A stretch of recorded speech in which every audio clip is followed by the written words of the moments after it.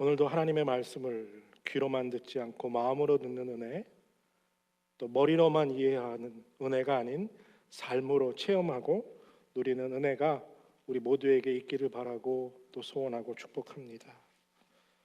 여러분, 우리는 모두 다 이민자들이죠. 태어난 곳이 서울이고 한국이고, 그리고 이 나라 와서 이 나라에 살게 된 이민자들입니다. 물론 우리 아이들은 미국이 자기의 나라인 아이들도 있지만 우리 대부분이 이민자의 삶을 살고 있습니다. 성경 가운데 이민자에게 이 이민자의 삶의 영적인 유익과 또 귀한 도전이 되는 성경을 무엇일까? 여러분들 그 질문을 해보면 그 답은 구약에 있는 다니엘서입니다.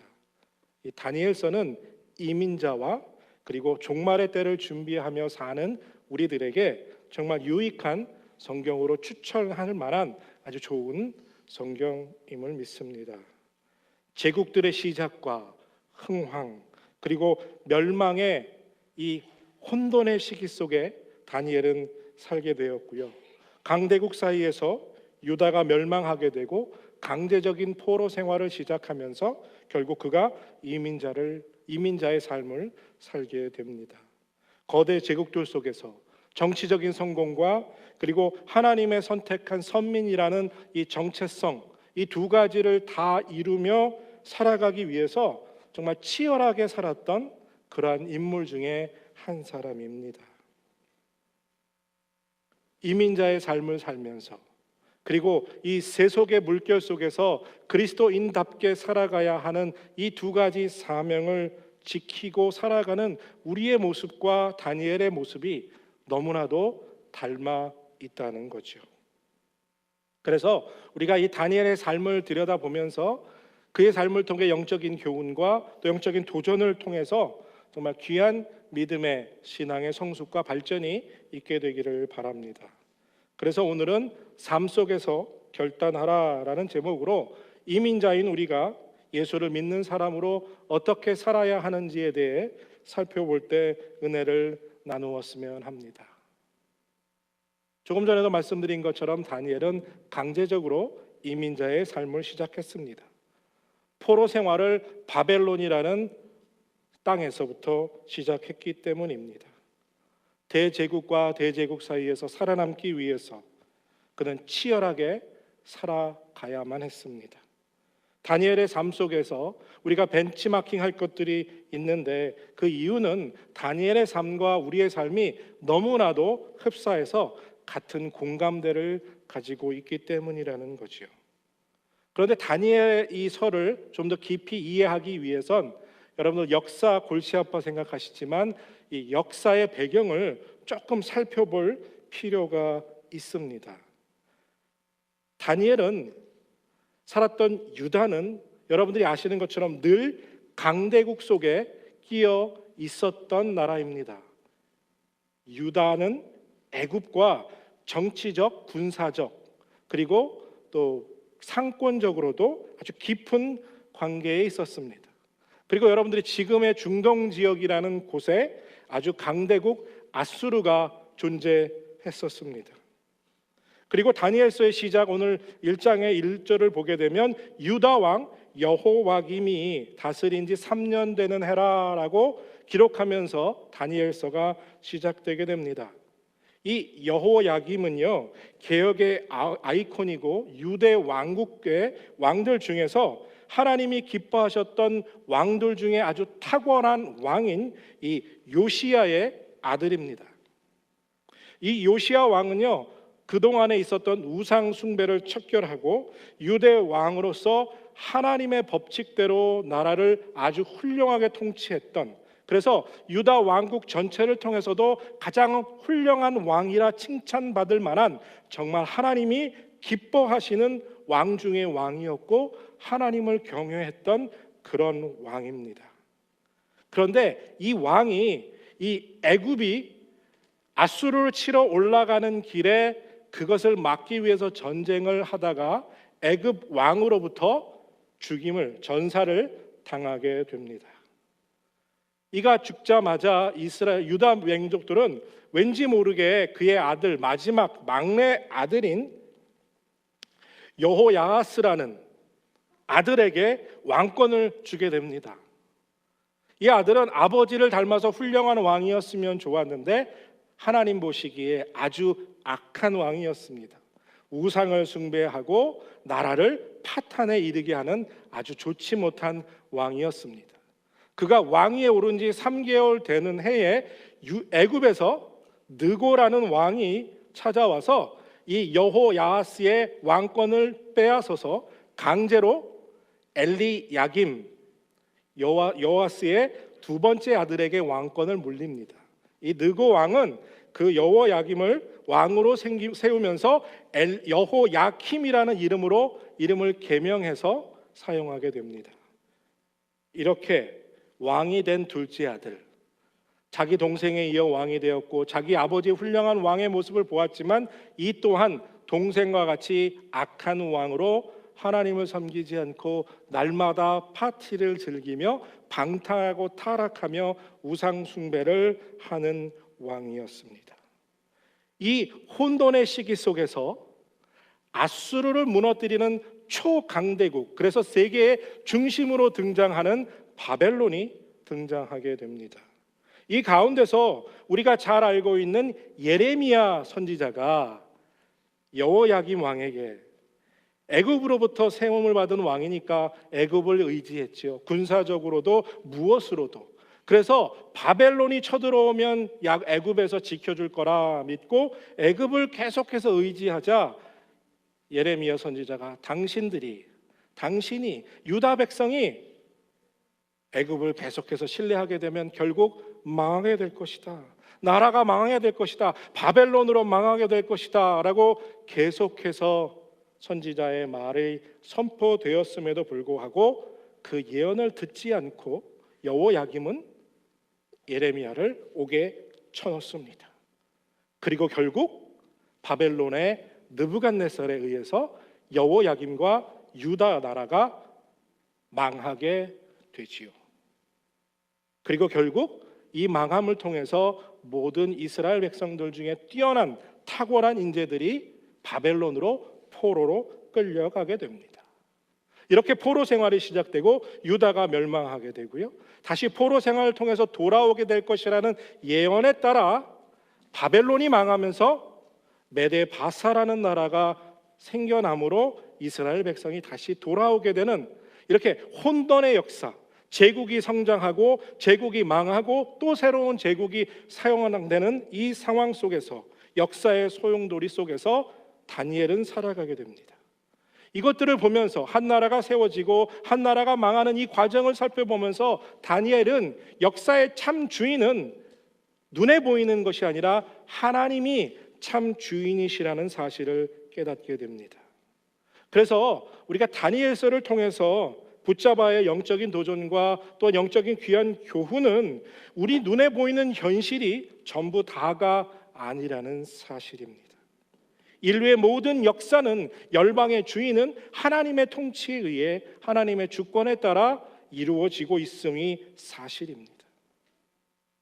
그리고 다니엘에서는 열방의 주인이 하나님이신 것을 믿었고 또 하나님이 이스라엘 백성 자기에게 주신 약속이 꼭 이루어질 것을 믿었기 때문에 그 혼돈 속에서 하나님의 택한 백성이라는 정체성을 지키며 살아갈 수 있었다는 것이죠.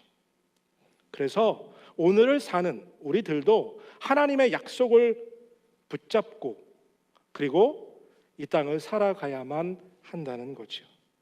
그래서 다니엘처럼 이 땅에 이민자로 살고 있는 우리 모두도 세속의 물결 속에 살고 있지만 그 속에서 정체성을 지키며 살아가기 위해서 우리 또한 반드시 하나님의 약속을 붙잡고 살아가야 한다는 것입니다.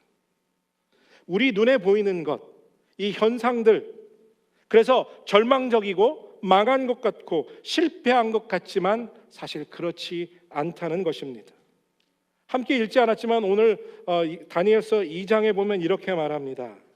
주께서 유다 왕 여호야김과 하나님의 전 기구 얼마를 그의 손에 붙이심에 그가 그것을 가지고 신할 땅 자기 신의 묘에 이르러 그 신의 보고에 두었더라. 느부갓네살이 이스라엘을 점령하고 예루살렘 성을 무너뜨리고 예루살렘 성전을 회파하고 그리고 성전의 성기를 일부 가져갔다라는 겁니다. 근데 성경에서 말하는 것은 주께서 그의 손에 붙이심에라는 말씀이 있어요. 눈에 보이는 것은 바벨론 느부갓네살 왕의 힘으로 군사력으로 이 전쟁을 승리한 것 같지만 실제로는 하나님이 바벨론 느부갓네살에게 그것을 허락하셨다라고 성경은 기록하고 있다는 거죠. 느부갓네살 왕의 힘으로 예루살렘 성을 무너뜨린 것이 아니라는 것입니다. 성전의 기구, 성전의 물품들을 가져갈 수 있었던 것이 그의 힘이 아니라 하나님의 능력이라는 거죠. 하나님이 허락하셨기 때문이라는 것입니다.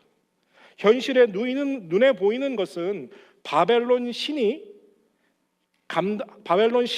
하나님이 감당하기에는 너무 벅찬 강력한 상대였기 때문에 항복하고 유다 백성을 내어준 것처럼 보일 수 있다는 거죠. 여러분들, 유다가 졌다는 건 하나님이 졌다는 것을 의미합니다. 하나님이 거하시는 예루살렘 성전이 무너졌다는 것은 하나님의 패배고 하나님이 더 이상 이스라엘 백성을, 유다 백성을 보호하지 않는다는 말입니다. 다시 말해서 전능하신 하나님 여호와가 이방 신에게 무릎을 꿇었다라는 패배의 신호입니다. 그래서 유다 백성은 뭐라고 말했을까요? 이제 우리는 망했다. 우리는 끝났다. 왜요? 하나님이 거하시는 예루살렘의 성전이 무너졌기 때문입니다. 그런데 다니엘은 오늘 우리 눈에 보이는 것이 전부가 아니라고 말하는 거죠.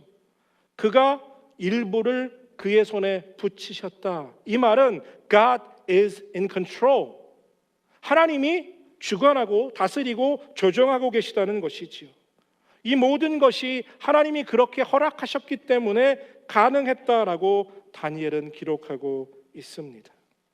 다니엘은 비록 강제적으로 포로로 이끌려 바벨론으로 갔지만, 그래서 말할 수 없는 시련과 고난을 당하며 살아갔지만 그의 삶을 불평불만으로 반응하지 않았습니다.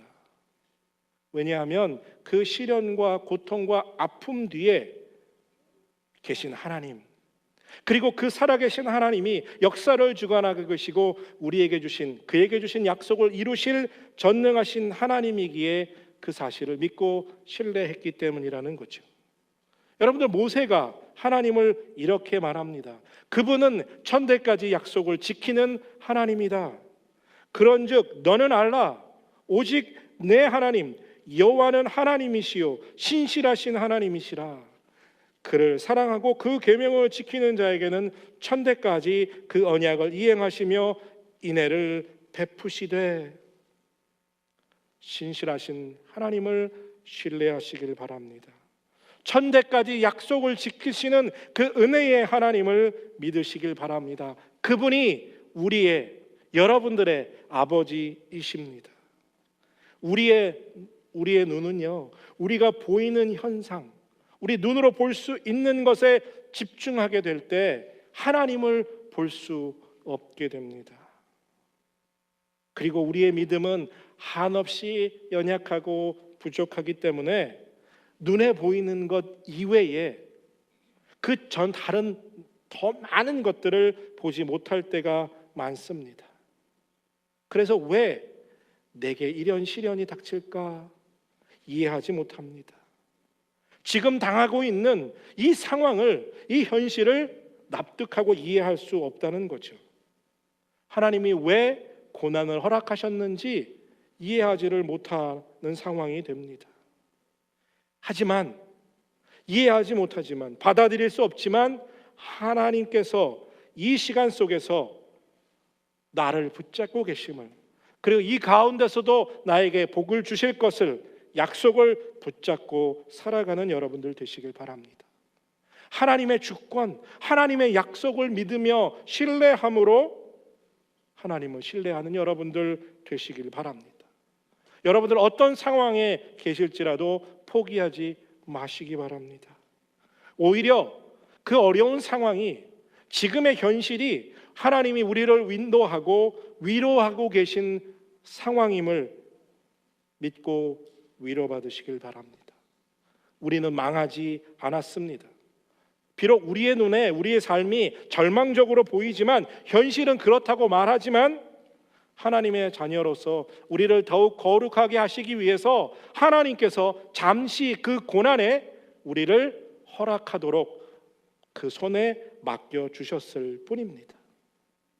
그래서 욥이 그의 고난 한가운데서 뭐라고 외치고 그가 뭐라고 고백하고 있는지 여러분들 기억하시길 바랍니다.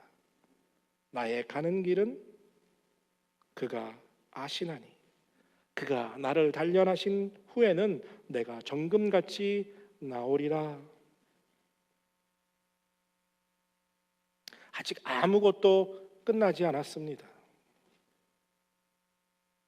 아직 아무것도 끝나지 않았습니다.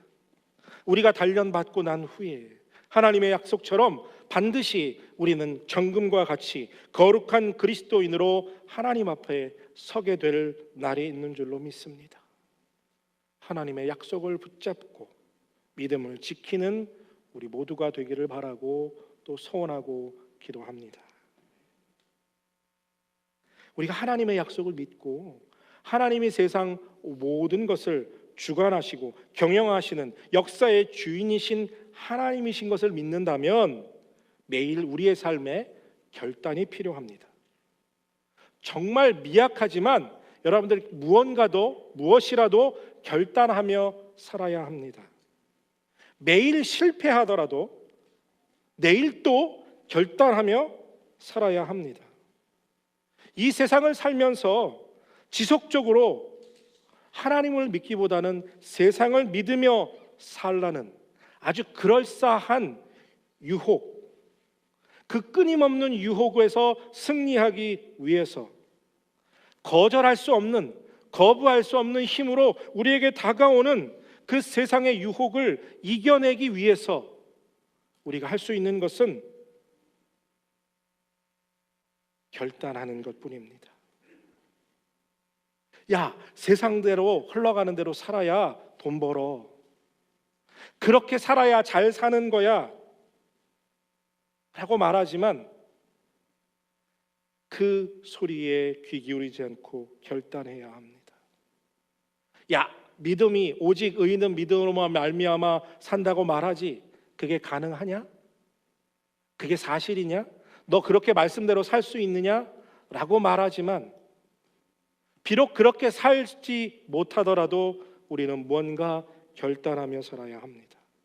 아무리 현실이 힘들고 어렵다 할지라도 우리는 무언가 결단하며 그리스도를 위해서 살아가야 합니다.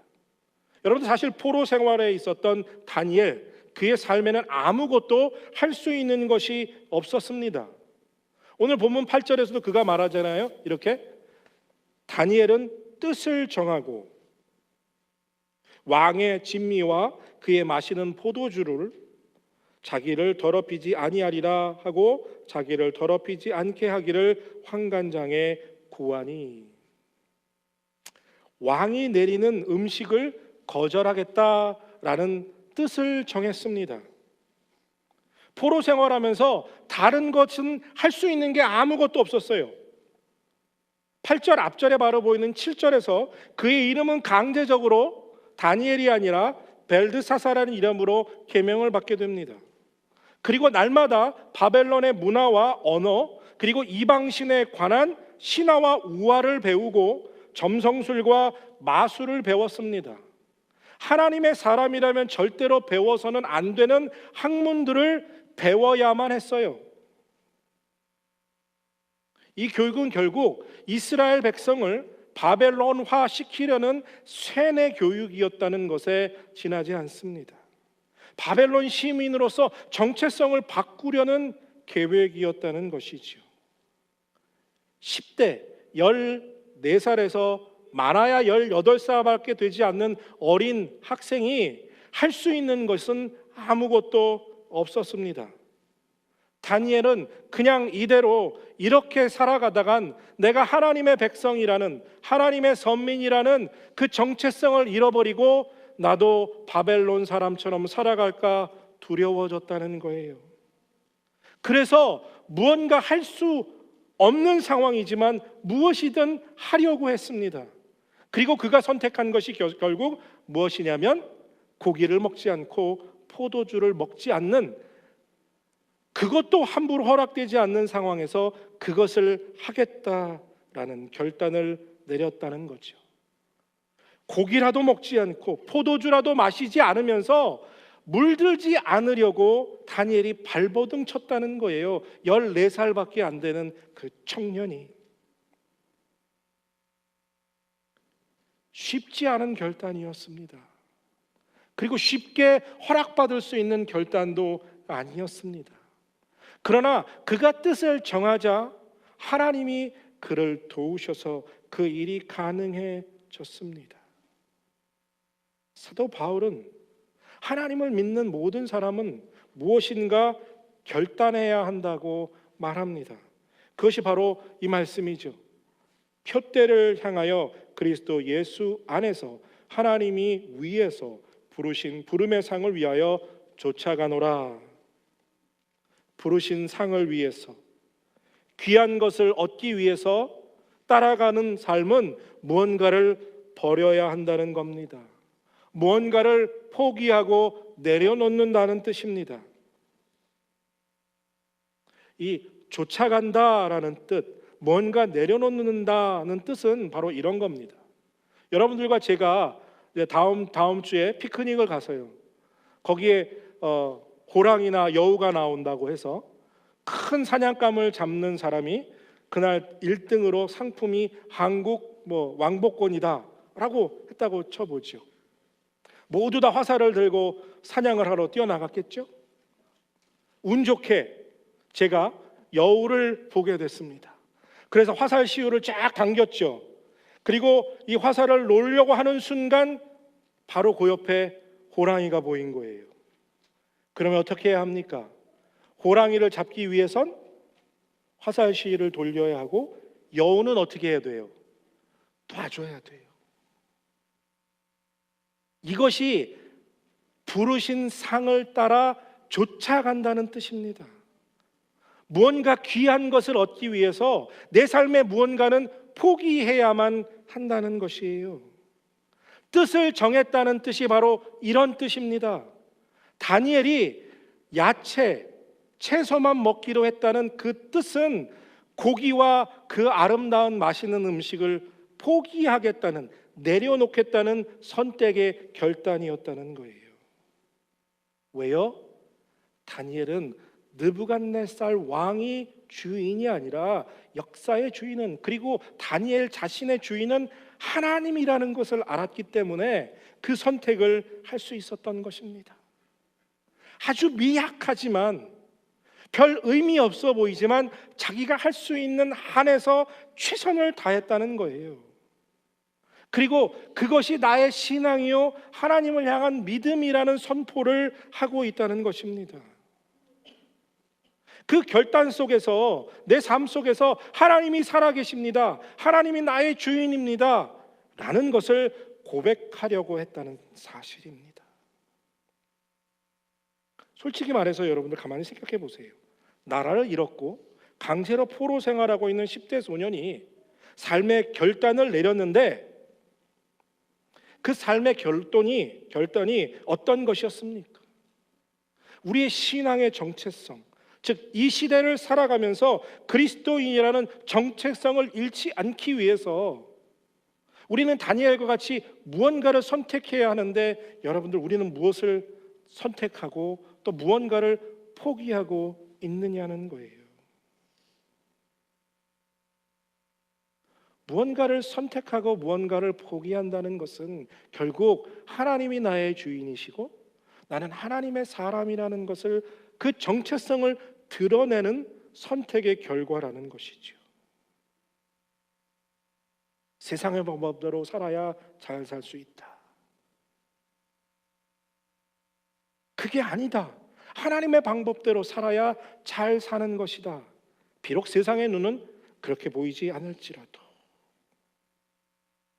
여러분들 하나님의 뜻대로 살기 위해 뭔가 포기하신 적이 있으십니까?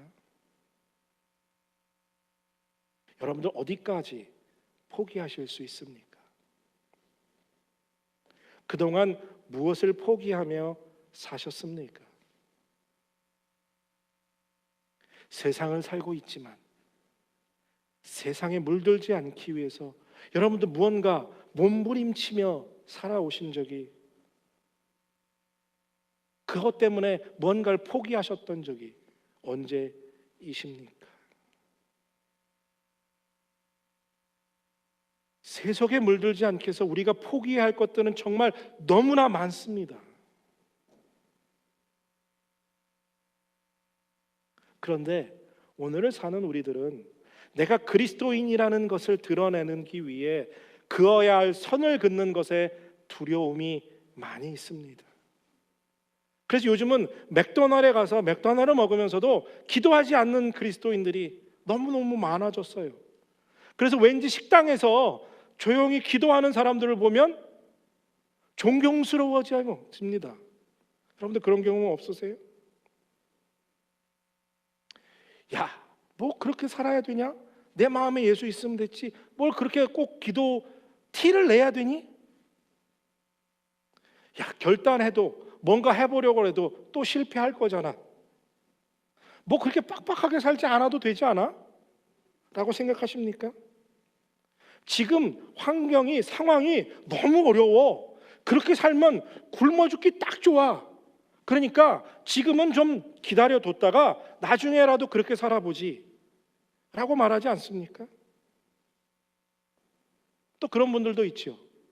저 하나 그런다고 뭐 세상이 바뀝니까? 예, 저 하나 그런다고 뭐 다른 사람들이 알아주기나 하나요? 아무 소용없어요. 그러면서 무언가를 결단하고 무언가를 내려놓으려는 것을 포기하게 됩니다. 미루게 된다는 거죠.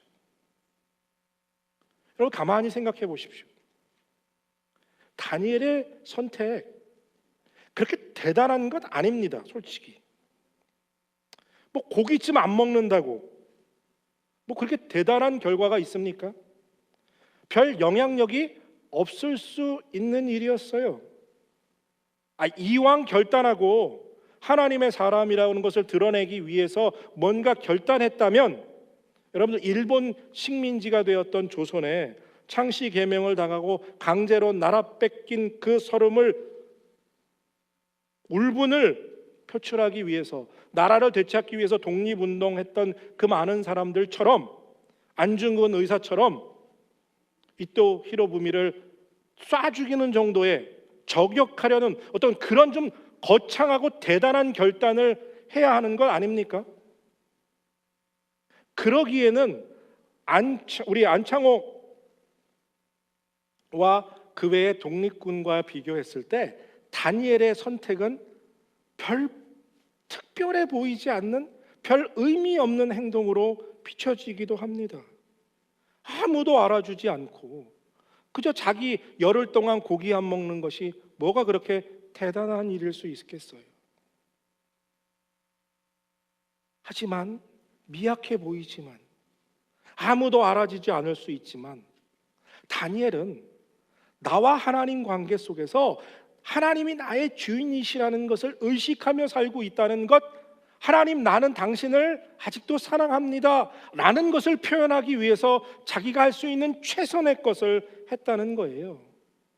아버지, 나는 세상에 물들지 않으려고 내쓰고 있고요, 하나님이 나의 아버지이심, 하나님 아버지를 사랑합니다 라는 것 하나님만 알아주시면 됩니다 라는 그 삶의 소소한 선택과 결단이었다는 거예요. 세상이 변하지 않아도 아무도 알아주지 않아도 나와 하나님과의 관계 속에서 내가 부르심을 합당한 그 부름의 상을 위해 뭔가 결단하고 뭔가 선택하고 뭔가 결정하고 행하는 그 모습 속에서 하나님은 기뻐하신다는 거죠.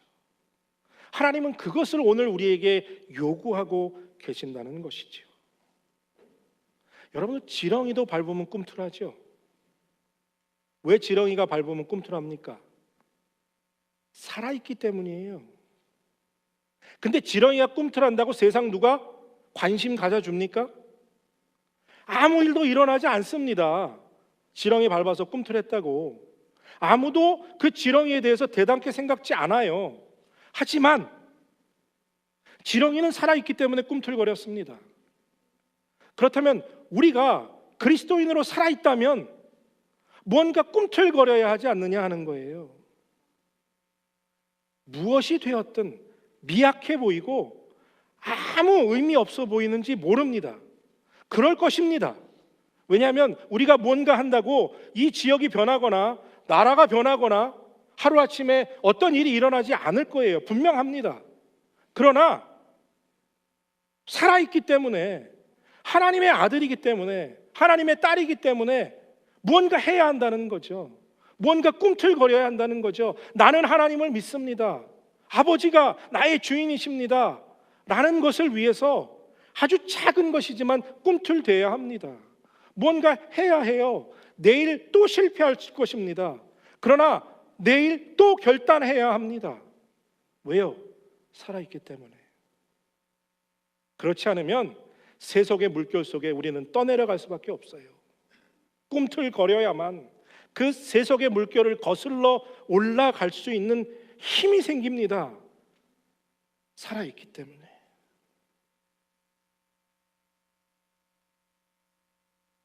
최선을 다해야 합니다. 비록 아무도 몰라줘도, 아무것도 변한 것 없어 보여도. 그렇게 몸부림치면요, 눈에 보이지 않지만 우리는 잘하고 있고 예수 닮아가고 있고 예수의 향기가 우리를 통해서 전파될 줄로 믿습니다. 꿈틀 되시길 바랍니다.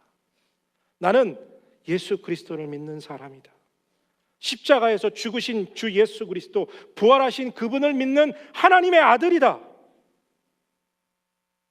라는 걸 세상에 외치기 위해 아무도 들어주지 않아도 오늘 하루 또 꿈틀대야 합니다. 내일 또 꿈틀대야 한다는 것이지요. 그래서 우리는 이 땅에 살고 있지만 우리의 소망이 이 땅이 아닌 저 하늘에 있다는 것을 세상에 선포하며 살아가야 할 사명도, 의무도, 책임도 있는 줄로 믿습니다. 무엇을 위해서라도 증명하기 위해 살아있음을 드러내는 여러분들 되시기를 바랍니다.